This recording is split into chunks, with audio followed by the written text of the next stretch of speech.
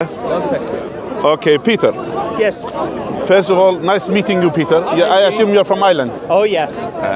Good people. I always say, if there are some Arab who are lost, they will be in Ireland. Yeah, definitely. That's something because I admire the Irish culture. Actually, I admire it. They are about families, about they are always the ties of the family is strong there. So I admire many of the things. Culture. You mentioned a few things, brother. Remind me your name, just remind. Peter.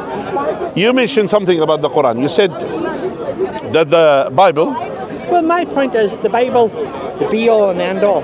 From having been brought up as a Christian, if it's so wonderful, why has it been bastardized so many times? You've got the English, you've got the King James Bible, you've got the International Bible, you've got the Good News Bible, you've got the Catholic Bible, you've got all these different Bibles. Supposedly the same book. And they're different. They're all different because, do you know why?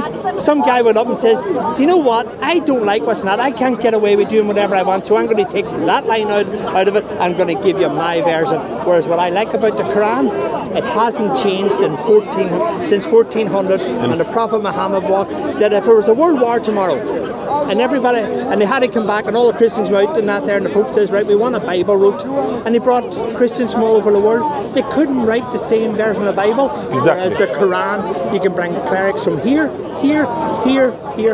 and you can. Exactly. And brother, yeah. I cannot understand why, they stand and they listen. I just don't know. That's exactly, brother Peter. That's exactly what you are saying. I will tell you something. There's a background for this. There's a background. Let me give you some tips of the background. Once I debated one Christian guy here. I said to him, we Muslims, we are able to recite the Quran the way that Muhammad, peace be upon him, recited the Quran. Now. I asked him, can you recite the Bible the way that Jesus has recited it? And I bet you nobody could. It's like he said. Is there anyone on earth? No one. So the point is, because the first, I said the first patches, they found some patches from the Bible, which is nearly 200 after 180 or 200 years after Jesus. That's right. And one paper or something by St. Paul, whatever. And the irony is, that paper written in Greek.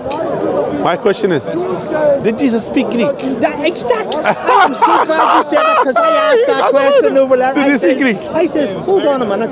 Jesus spoke Hebrew, not Greek. Romans used Latin, not Greek. Yeah. Hence, because they were in Rome, and that's the language. So how can you say? And then he said, one of the Greeks said, yeah, he must spoke Greek because he spoke to someone. His name is Anton, and he was Greek, or that's the Greek name. I said to him, hold on a second.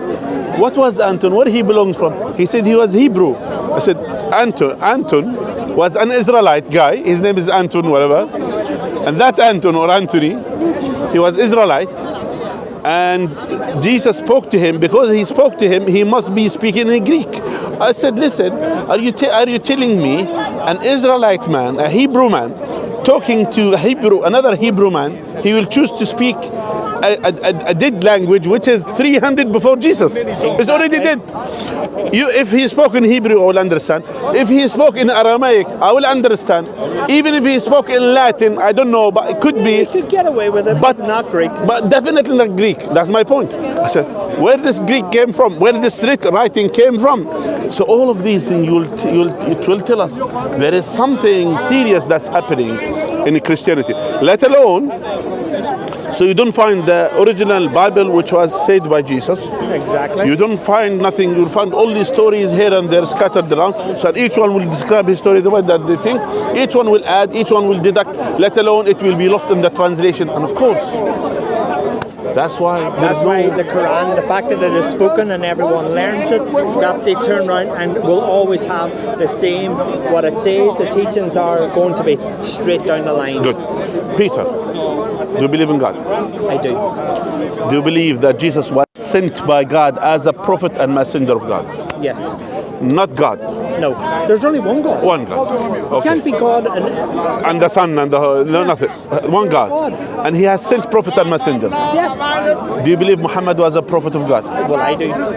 So Peter, you're Muslim. No, funny, Listen. I take on. I will tell you. A bit over that. Let me tell you something, Peter.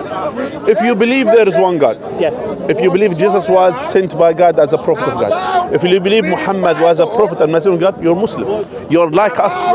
But that's why, my brother Peter, what prevents you from coming to Islam and to become officially Muslim? Because I don't know if white people are allowed. What? No, who told you this? Who told you this? And I'm serious. No, who told you this? Should I bring you some white brothers here? That's why My you're brother. turning around, you go. My brother, listen to me. Islam is for everyone. And the Prophet, peace be upon him, there is no difference between white and black. There is no difference between Arab and non-Arab. There is no difference between them except by fearing God, except by following God. So my brother Peter, again, you are welcome to enter Islam. And you will be one of, by the way, there is a brother, I know him, his name is, and he's a Shaikh actually. He is someone who is well-learned person, actually. His name is Shaikh Abdurrahim McCarthy. You could, McCarthy is, by the way, his Irish name, you know, but he is American. He's American Irish. He is one of the people one of the big callers of Islam. And he is, I could show you his picture, I could show you. And he is someone, you know, during the World Cup, Yep. he arranged for many of us to go to speak to people. I was to there bring- because I was out as guest of some of the sheikhs. Yeah, by the way. So this brother, he is the one who arranged for us to go there. And I could show you, I would show you his, at least his Facebook picture to tell you, yeah.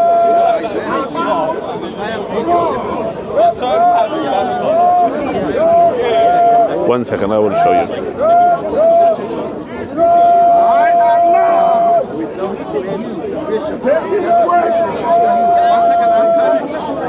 One second, I will show you his.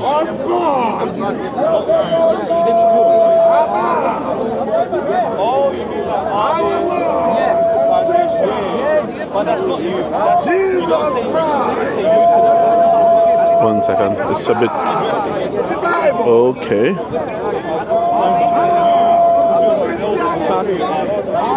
I don't know for some reason. That's him.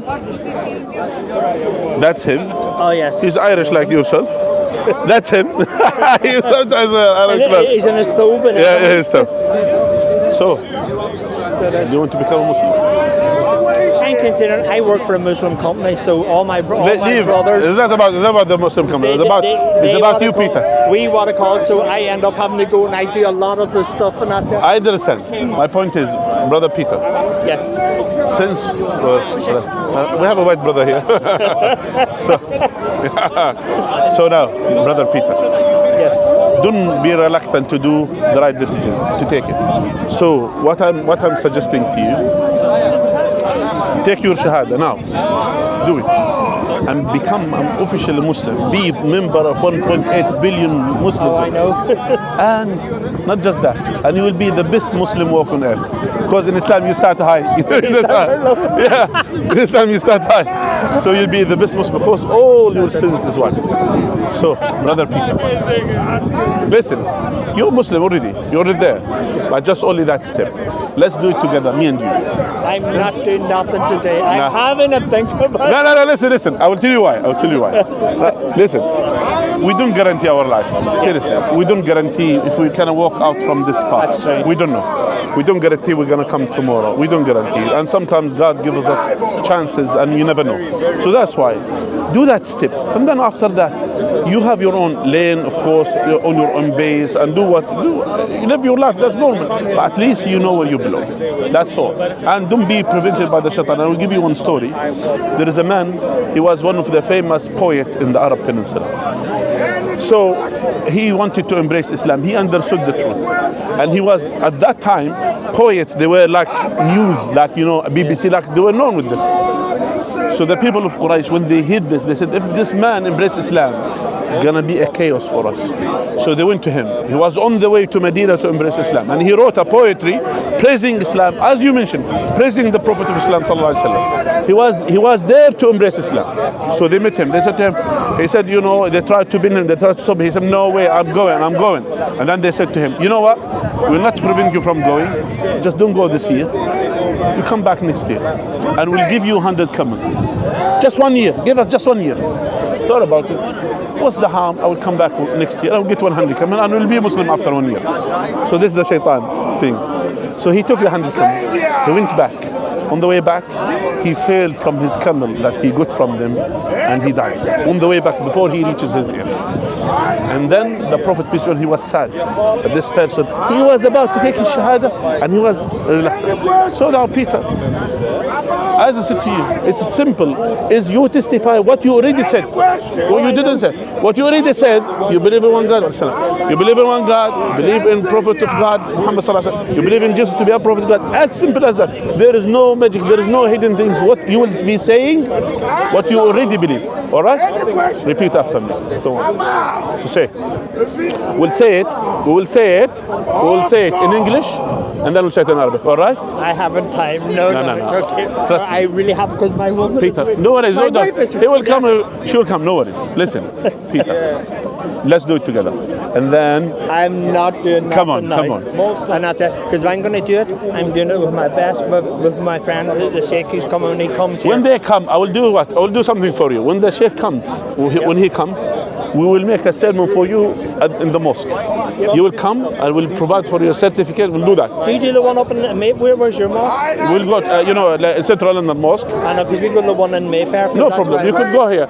Anyone, no problem. Wherever you go, I will provide, we'll make a sermon for you, and we'll do it. But now, for now, I really have to go. She's got cancer, and that's why he's may Allah give her shifa. I know, that's why we were in Qatar, because we were over one of my friends, the Shaikh. I see. One of the Sheikhs were invited us over because we're good friends and that with them. Anyway, there is no compulsion in Islam, as you know. But in the same time.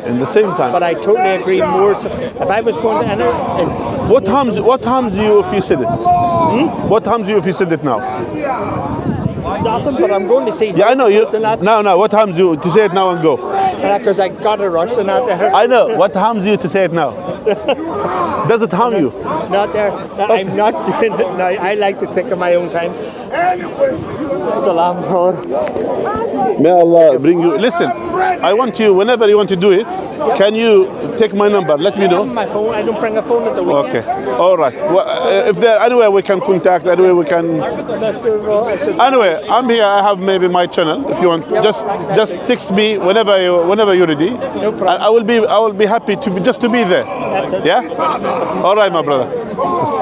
May Allah guide him. Wallahi, he's there, but subhanallah, the guidance from Allah. May Allah guide him, and may Allah bring him to Islam, and may Allah open the heart of the people to Islam. Assalamu alaikum wa rahmatullahi wa barakatuh.